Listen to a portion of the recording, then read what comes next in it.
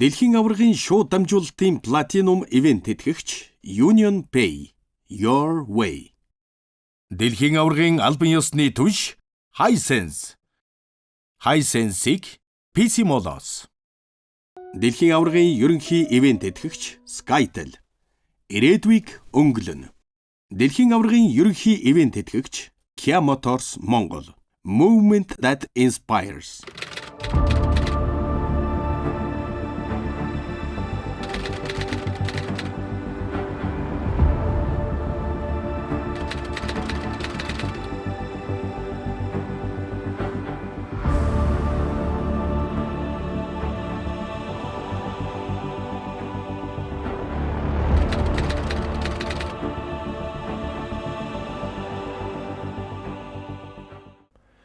Сайн байцгаана уу эрхэм хүнд үзэгчдээ. 2026 оны хөл бөмбөгийн дэлхийн орон шаргал тэмцээний шууд дамжуулах эрхийг авсан миний Монгол Entertainment-аас хөл бөмбөгийн түүх нэвтрүүлгийг та бүхэндээ хүргэж байгаа. Энэ удаа 1954-1958 оны дэлхийн орон шаргал тэмцээний түүхээс хэдүүлээ хуваалцгаая.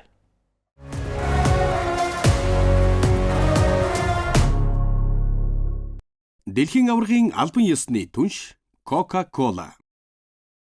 Дэлхийн аваргын ерөнхий ивент тэтгэгч Net Capital.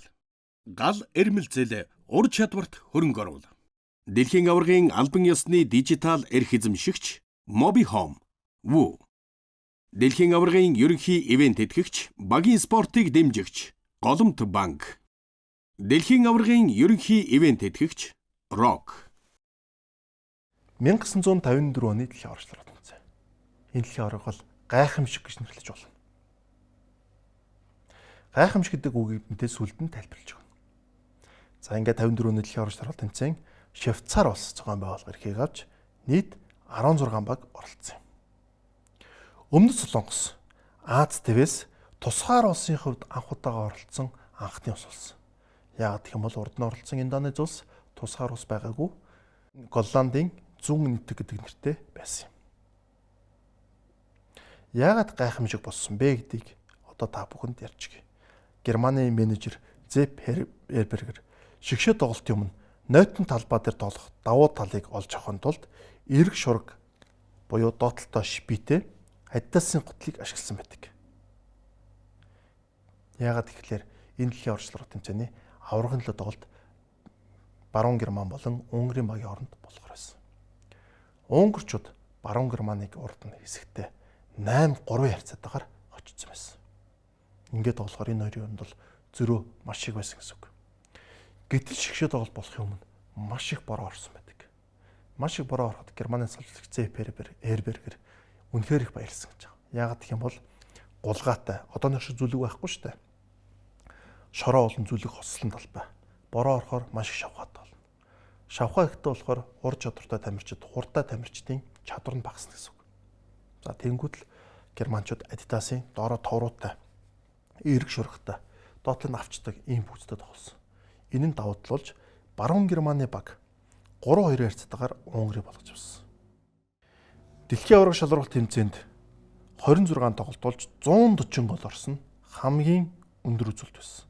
Дунджаар нийт тоглолтод 538 гол орсон гэж та бүхэн боддоо. Тухайн дэлхийн хамгийн хүчтэй баг Унгарын баг. Өмнөд Америкаас төлөөлөн оролцож байгаа бас нэгэн хүчтэй баг Бразилийн хооронд тоглолт болсон. Энэ тоглолтыг Берний тулаан гэдэг. Берн гэдэг өөрөө Швейцарны слашчууд. Шүгэний 8-д 3 тоглогч талбайгаас огдож ховд солих хөрөө төртөл энэ хоёр багийн тоглогчдын зодоонууд үргэлжилсэн байдаг. Тэгэхээр ямар ширүүн тоглолт болсон байдг нь ойлгомжтой. Хамгийн олон голыг Унгарын шогийн тоглогч Шандор Коч ердөө 5 тоглолтод 11 гол оруулсан. Нийт тоглолтод дунджаар 2.1-ээс 2 голыг оруулсан гэсэн үг. Энэ рекорд одоо ч хэвдэгдэт хэцүү те. 1954 оны дэлхийн орон шаргал тэмцээнийг хүмүүс телевизээр анх удаага үзсэн. Телевизээр энэ тоглолтыг гаргаж ирсэн. Хүмүүс дүрстэй болсон гэсэн үг. Урд нь сонин дээрээс хэн нэгний амнаас нэг бол радиогоор сонсдог гэсэн. Энэ удаа харин хөл өмгийг хүмүүс зурагтаар буюу дүрстэй үздэг болсон юм. Ах トゥ Фриц Отмар Вальтер гэсэн 2 хүн дэлхийн аварга төрүүлсэн анхны ах トゥ ус болсон байдаг. Хагас шгшэддэд нэг тоглолтод бүр гол оруулсан ах トゥ ус болсон. Union Pay нэг Хэдүүлээ яриагаа ер нь юунаас эхлэх вэ? Тэгэхээр хэдүүлээ яриагаа хоолноос эхлүүлвэл яаж юм? Ер нь энэ хорхгийг гүйцэх хоол энэ дэлхийд байдаг юм уу? Баруун энтгийн хоньны махаараа хийсэн тансаг амттай рогон жоошиг танаа яах юм? Химжижигээ, тэнжангжигээ гэд зөндөө олон шилдэг байгаа шүү дээ. Тэгж ярих юм бол манай зав Чингис хаан байна, манай гол байна, Хүмүүс бас Тэнгэр биш. байна, манай байгаа. За тэгвэл манайд нь штэ. Union Pay байна. Манайд ч бас Union Pay байгаа. Манайд ч бас Union Pay байгаа. Union Pay. Your way. FIFA 2026-гийн албан ёсны түнш Coca-Cola.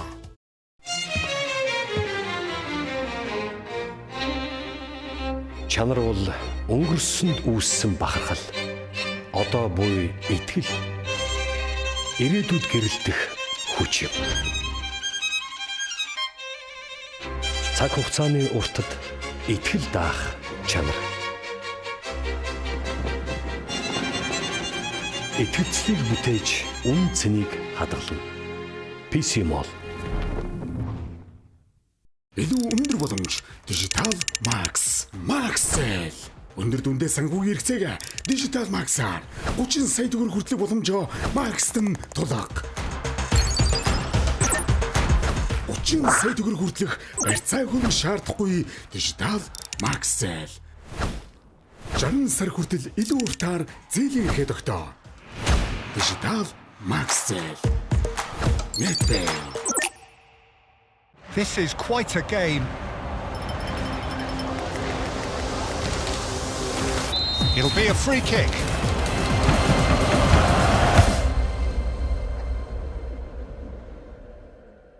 Oh, what a goal! Ecstasy, euphoria, and emotion overflows.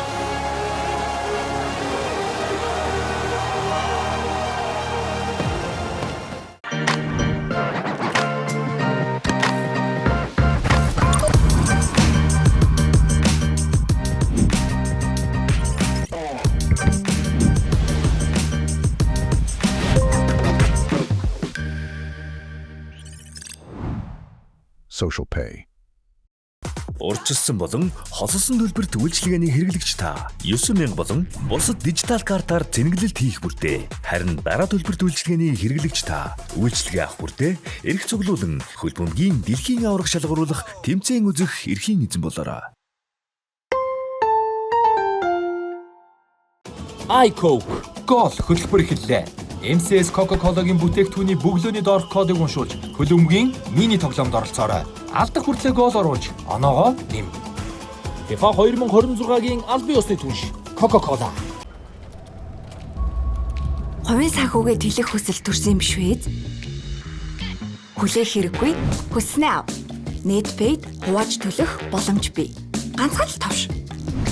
Гайх хэрэггүй. Хүссэн мараагаа худалдаж ав. Одоо харин хүслээ бод. Дижитал зээлийг цөөн алхмаа. Netpay боломж бий.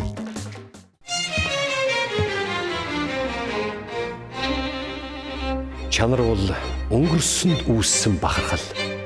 Одоо буй итгэл. Ирээдүйд гэрэлтэх хүч юм. Цаг хугацааны уртад итгэл даах чанар. Итгэлцлийг бүтээж үн цэнийг хадгална. PC Mall.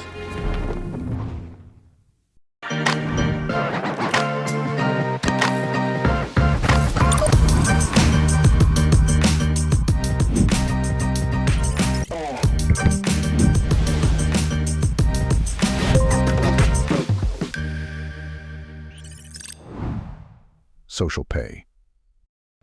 Багууд хэсэг дуугаж тоглосон. Гэхдээ их сонирхолтой нь нэг хэсэг 4 баг орж яхад энэ 4 баг 3 тоглох ёстой доо. Гэтэл энд 2 тоглосон байдаг. 2 чансаа сайтай нь 2 чансаа мутагаа тоглосон.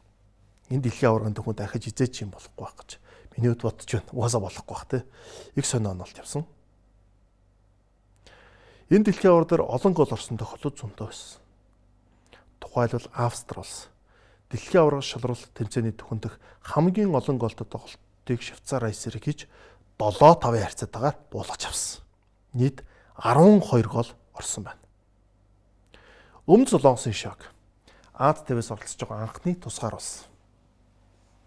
2 тоглолтод 16 голыг алдсан буюу нэг тоглолтод 8 голыг тэд алдчихжээ.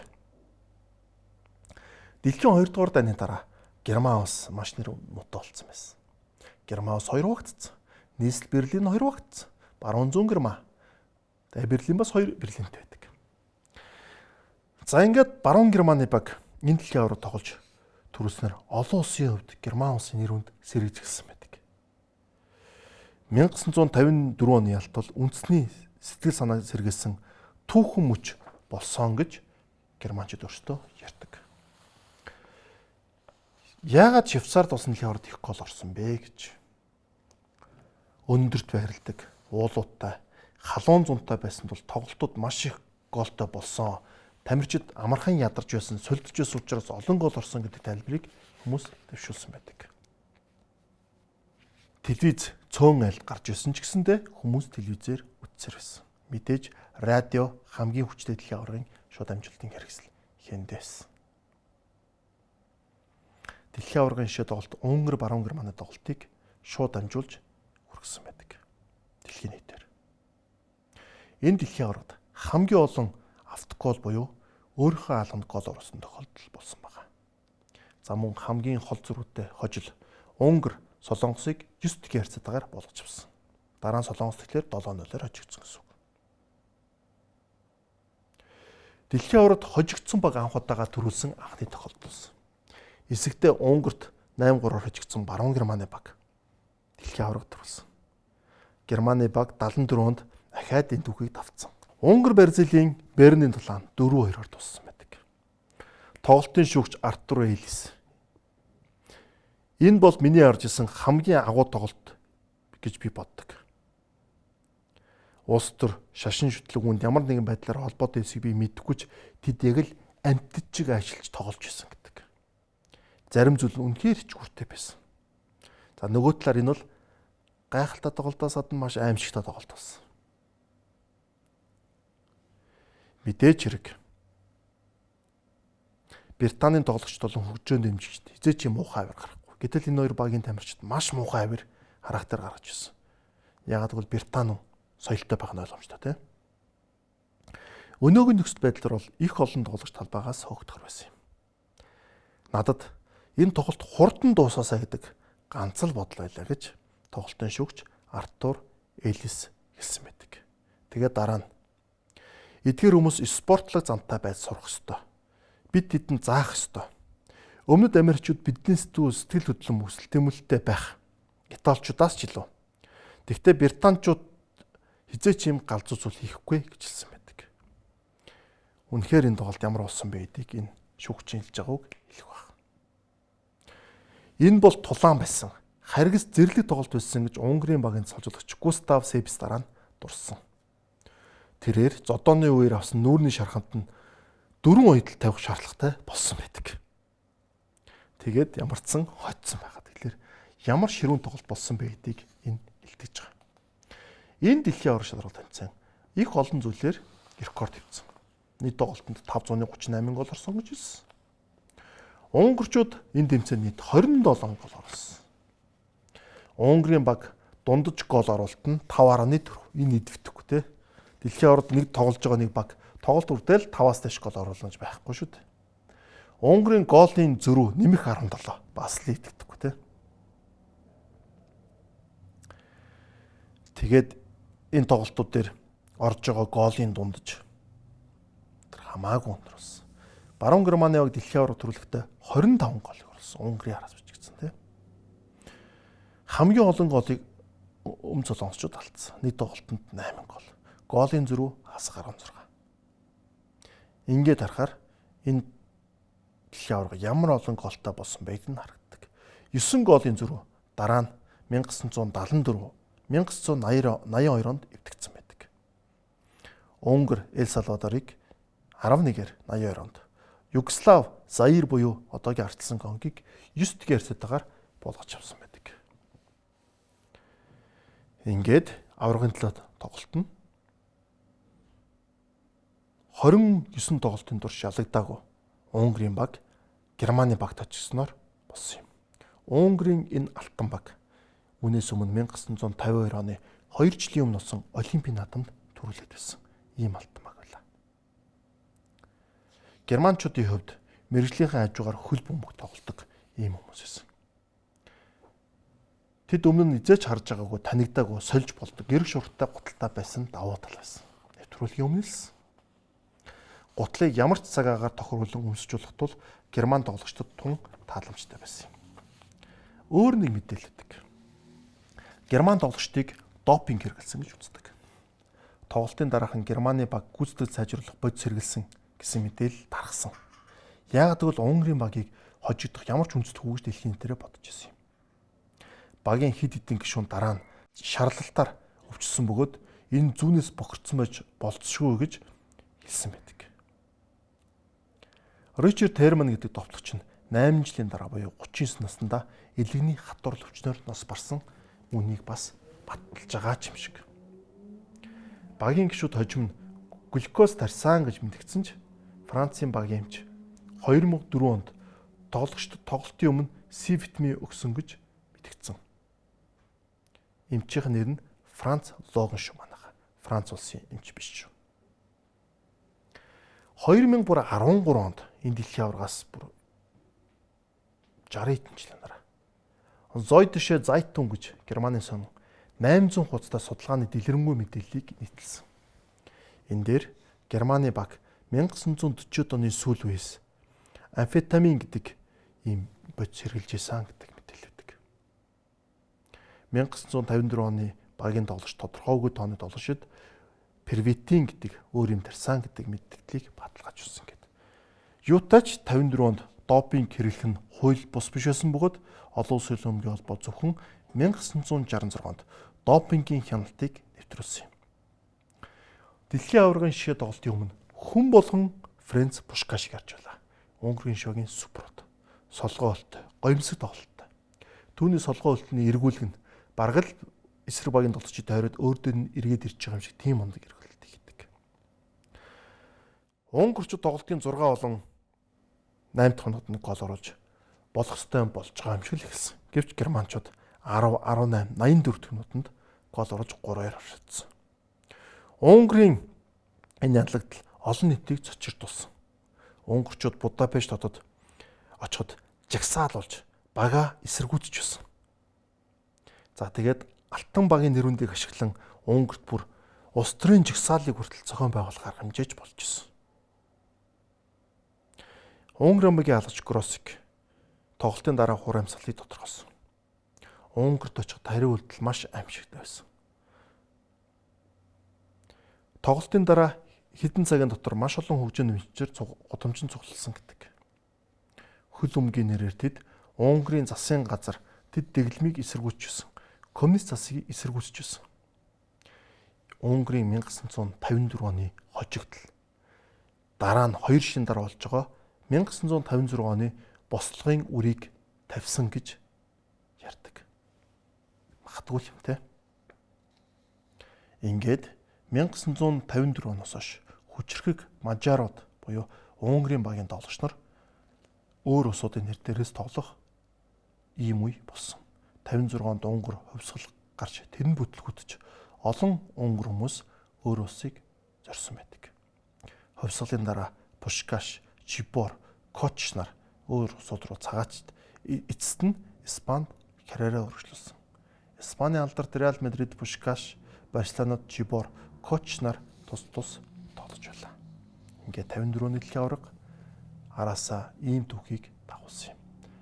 Баруун Германд ялагдал, итгэл найдрыг өгсөн бол Унгар улсад хувьсгал арах эхлэлийг тавьсан. Гэхдээ хувьсгал нь бүтлгүцээ. Union Peg 1-1.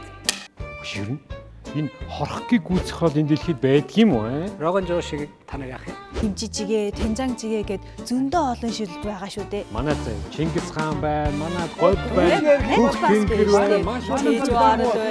Тэгвэл манад нь штэ. Union Pay байна. Манайд ч бас Union Pay байгаа. Манайд ч бас Union Pay байгаа. Union Pay. Your way. Илүү өндөр боломж Digital Max. Maxell.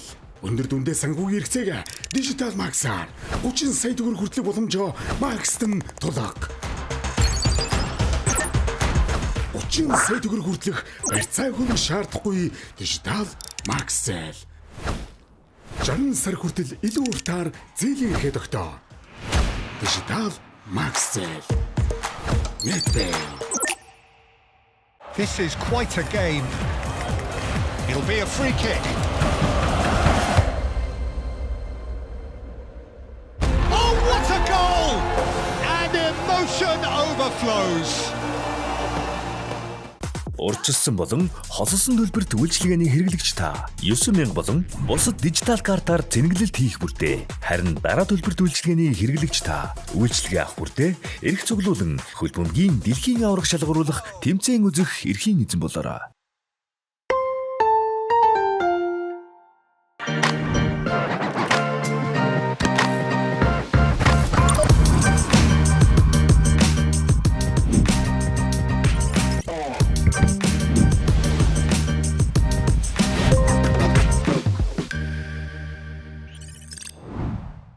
Social Pay.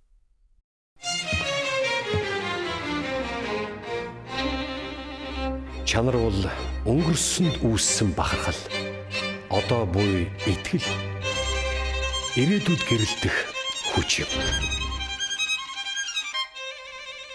Цаг хугацааны уртад итгэл даах чанар. Итгэлцлийг бүтээж үн цэнийг хадгална. PC Mall. iCo гол хөтөлбөр эхэллээ. MCS Coca-Cola-гийн бүтээгдэхүүний бөглөөний доорх кодыг уншуулж хөлбөмбөгийн мини тоглоомд оролцоорой. Нэг бөглөө, нэг боломж. Алдах хүртлээр гол оруулж, оноогоо нэм. 7 хоног бүр ихний 100 хэрэглэгч гарын бэлгийн эзэн болно. Харин сар бүр ихний 10-т багтсан шилдэгүүд супер бэлгийг хожих боломжтой. FIFA 2026-гийн албан ёсны түнш Coca-Cola. This is where your bold spirit meets greater capability and joins true practicality. At the gateway to the unknown.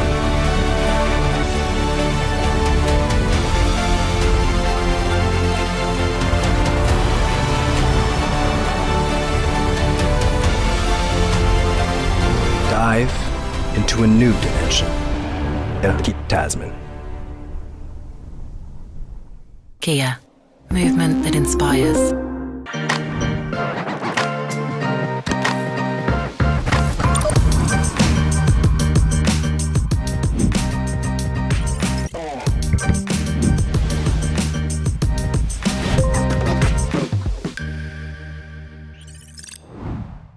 Social Pay.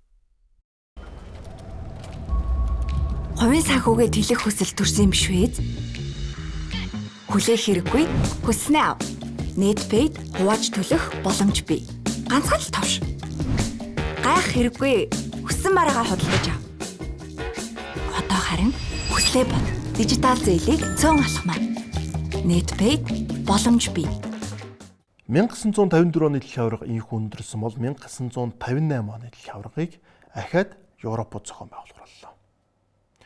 58 оны дэлхийн аваргыг Нордикийн улс буюу Швед, Норвеги, Дани, Финланд, Исланд гэж Нордикийн гэж нэрлэдэг энэ улсуудаас цорын ганц дэлхийн аваргыг авсан.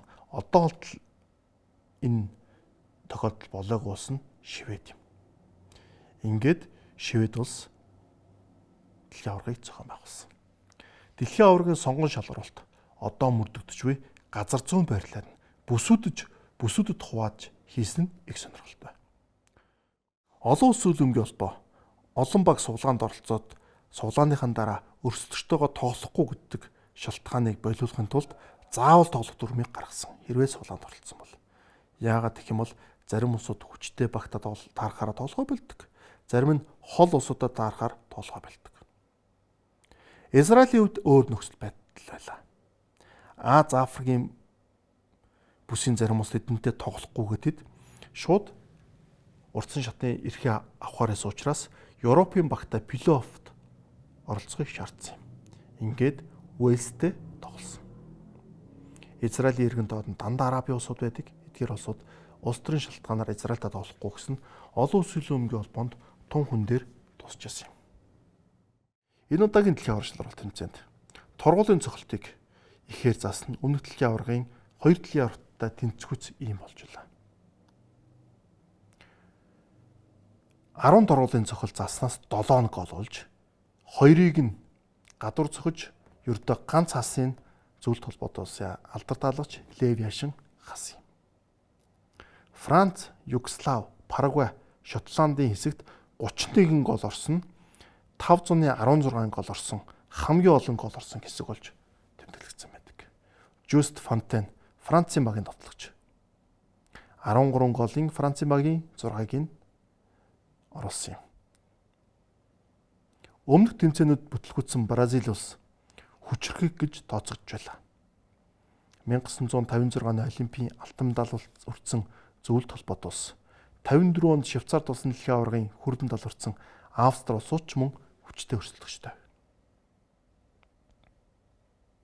Хэд хэдэн тоглогчид нь Мюнхний эмгэнэлт агарын ослоор нас орсон учраас Англи улс нилээдгүй гол тоглогчтой алдсан байв. Манчестер Юнайтедын тоглогчдор харамсалтай энэ ослолт төрдөж 8 нь нас орсон юм. Тэгсэн ч Английн баг хүчтэй баг ирсэн юм. Энэ дэлхийн аварга шалралт тэмцээн дээр бид нэгэн өсвөр насны хүүг харж дэлхийн нийтээрээ биширж багтаж байлаа. Энэ бол 17 настай Бразилийн алдар төлөмөгчин Эдсон Арантисто Насименто буюу Пеле байлаа. Дэлхийн аваргын шгшээ тоглолтод хамгийн залуудаа гол оруулсан тоглогч болсон. Хамгийн залуудаа дэлхийн аваргад хэтрик оруулсан тоглогч болсон юм. Дээрээс нь дэлхийн аваргын шгшээ тоглолт Бразил, Швед тоглоод хамгийн олон гол орсон шгшээ тоглолт болсон. Нийт 7 гол орсон. Энэ амжилт олдоолт левдэгдээгүй. Дээрээс нь 3 голын зөрүүтэй шгшээ тоглолт анх удаага болсон энэ байлаа. Дараа нь 1970 онд, 1998 онд мөн л 3 голын зөрүүтэй дэлхийн аваргын шгшээ тоглолт болоход бүгдэнд нь Бразил байсан. Тэд 70 онд Италиг 4-1-ээр хоцсон. Харин 98 онд Франц төрстөө 3-0-ээр очигдсон юм. Бразил улс энэ дэлхийн аварга төрүүлснээр өөр төв төрүүлсэн анхны баг болсон. Дараа нь 2002 онд Ахиадын түүхээ давтаж Азад болсон Япон Солонгос улсын дэлхийн аваргад Бразил бас л төрүүлсэн юм. Бразил улс тактикийн хувьд том шинжилгээ хийсэн. Тэд 4-2-4 гэдэг хөлбраар тоглосон. 4 хамгаалагч, 2 хагас хамгаалагч, 4 товтлогч. Төвд нь Бразилийн Диди баргал бүжиглж байлаа. Баруун зүгүрт Бразилийн Гарринча зогсоохон байсангүй. Урд нь Вава, Амарилдо, 17 настай Пеле гэсэн супер товтлогч. Зүүн зүгүрт нь алдарт Мария Загало гэлцэж байлаа. Мария Загало дараа нь дэлхийн аварга шалралт тэмцээнд дасгалжуулагчаар төрүүлсэн. Тоглогч дасгалжуулагчаар төрүүлсэн анхны хүн болсон юм. Шгшээ тоглолтод шалгарсан шведүүд харамсах, бишрэх хоёрын дунд байсан юм. Яагаад гэх юм бол тэдний эх орон шведүүд дэлхийн аваргын шгшээ тоглолтод тоглож байгаа хэдий боловч Бразилийн хөлбөмбөгчдийн гайхалтай техник, ур чадвар энийг бишрэхээсээр аргагүйсэн юм. Нэг дэлхийн аварга шалралт тэмцээн дээр хамгийн олон гол буюу 13 гол оруулсантай гол гарсан нь Францын багийн товтлогч Жюст Фонтен. Нэг дэлхийн аваргад 13 гол оруулсан гэдэг энэ баг одоо ч эвдэгдэхгүй байна. Жюст Фонтен нэг удаагийн дэлхийн аваргад 13 гол оруулсан бол дараа нь энэ рекордыг Роналдо, Мирослав Клозе нар эвдсэн шүү дээ. Тэд 2-3 дэлхийн аваргад тоглож энэ рекордыг эвдсэн. Аваргын төлөө тоглохоор болсон Бразил, Шведийн багууд хоёулаа шарангийн өмсгөлтэй. Ингээд ямар өмсгөлтэй тоглох уу гэж суглаа шийдсэн. Бразил хожсон ч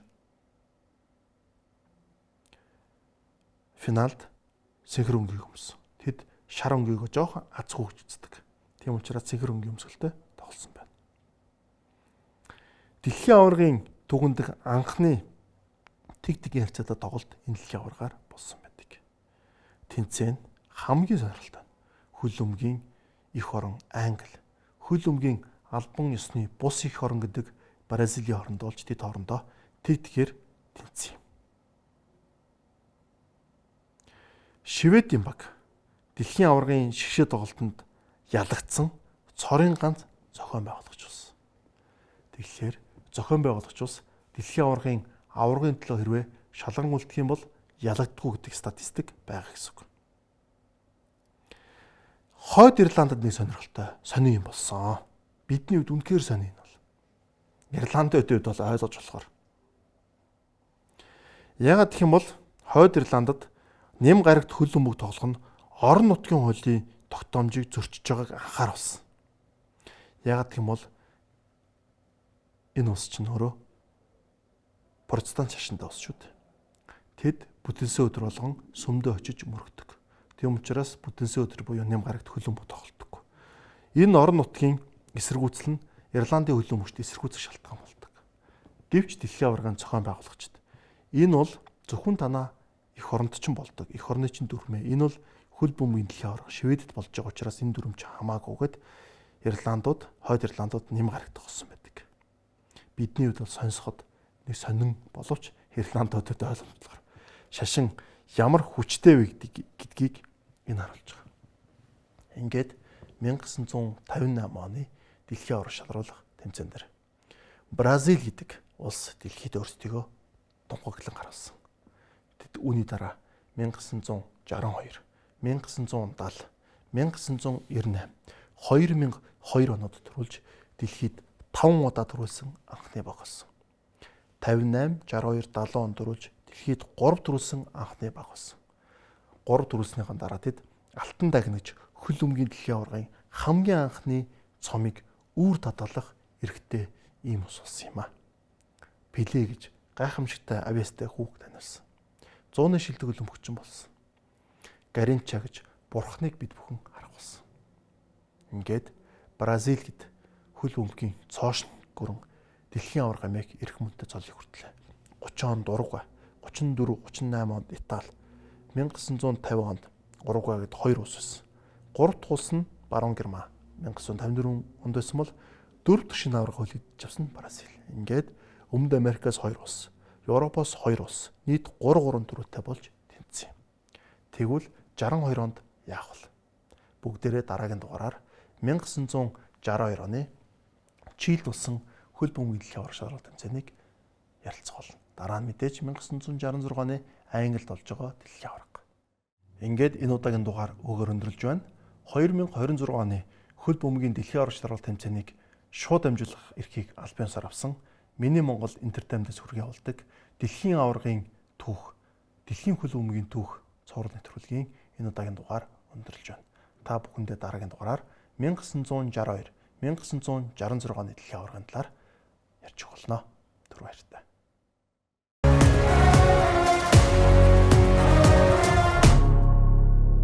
Дэлхийн аваргын шууд дамжуулалтын платинум ивент тэтгэгч Union Pay Your Way. Дэлхийн аваргын албан ёсны түнш Coca-Cola. Дэлхийн аваргын албан ёсны түнш Hisense. Hisense-ийг PC Mall-оос. Дэлхийн аваргын ерөнхий ивент тэтгэгч Net Capital. Гал эрмэлзэл ур чадварт хөрөнгө оруул. Дэлхийн аваргын албан ёсны дижитал эрх эзэмшигч Mobihome. Woo.